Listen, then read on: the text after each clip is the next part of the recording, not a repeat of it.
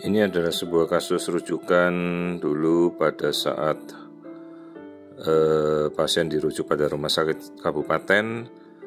Kita temukan air ketubannya tidak ada sama sekali dan plasentanya bengkak tebal, istilahnya plasentomegali.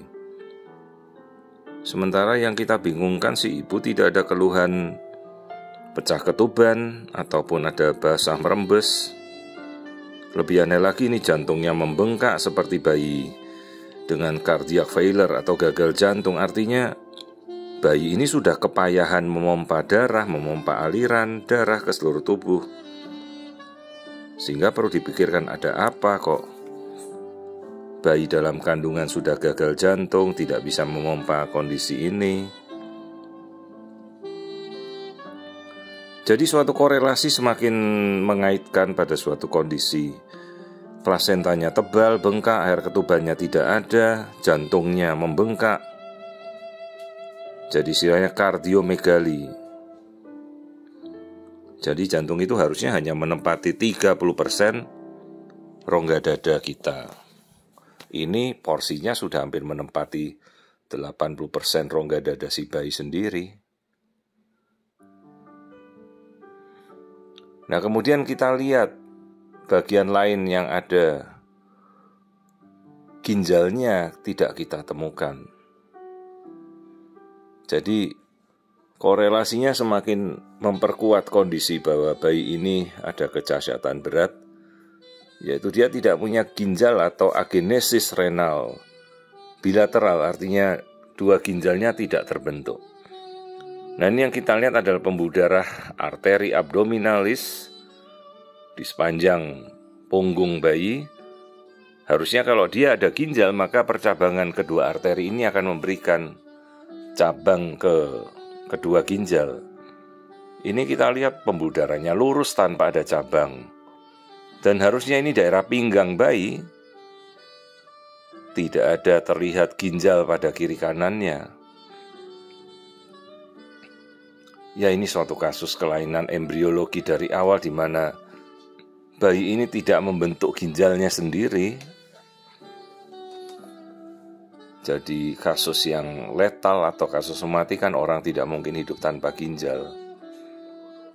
Jadi ya kita apa boleh buat, kita mengedukasi orang tuanya bahwa ini adalah suatu kondisi yang sangat-sangat berat, tidak mungkin untuk kehidupan.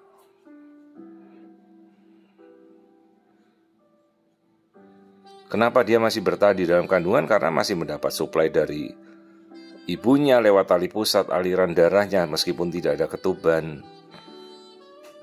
Jadi ini bukan kasus karena pecah ketuban. Seringnya berpikir sederhana, suruh minum yang banyak. Bukan itu masalahnya. Jadi kita harus mengaitkan semuanya dengan temuan-temuan dan kita logikakan menjadi suatu kondisi. Jadi kita bisa menemukan diagnosa hanya dengan memikirkan kenapa ini terjadi. Ginjalnya bengkak, plasentanya tebal, air ketubannya tidak ada, ternyata bayi ini tidak punya ginjal. Jadi kasus seperti ini jelas tidak kompatibel untuk kehidupan. Jadi ada beberapa kasus yang benar-benar tidak kompatibel, seperti bayi tidak punya tempurung kepala atau anencefali, dan agenesis ginjal itu juga kasus yang tidak kompatibel untuk bisa hidup. Namun keputusan kembali kita serahkan pada kedua orang tuanya. Jadi ini sebuah kasus agenesis ginjal bilateral di mana si bayi tidak mempunyai ginjal secara permanen, ginjalnya tidak terbentuk.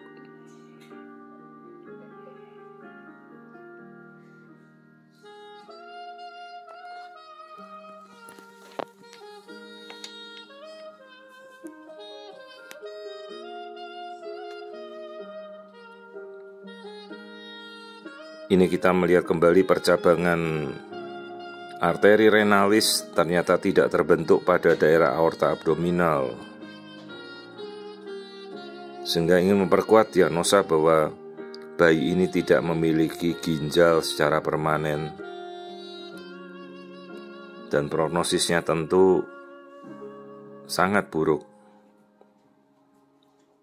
Kehidupan tidak mungkin disupport dengan ginjal tidak terbentuk.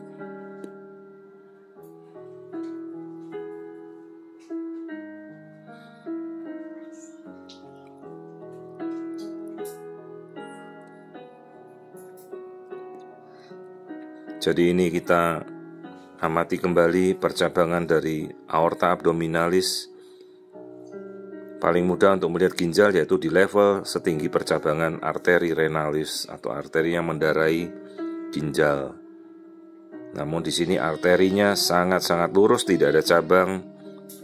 Jadi memperkuat diagnosa bahwa ini adalah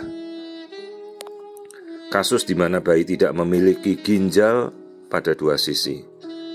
Kasus yang sangat berat, andai hanya memiliki satu sisi saja, bayi ini akan bisa tetap hidup dan berkembang secara normal.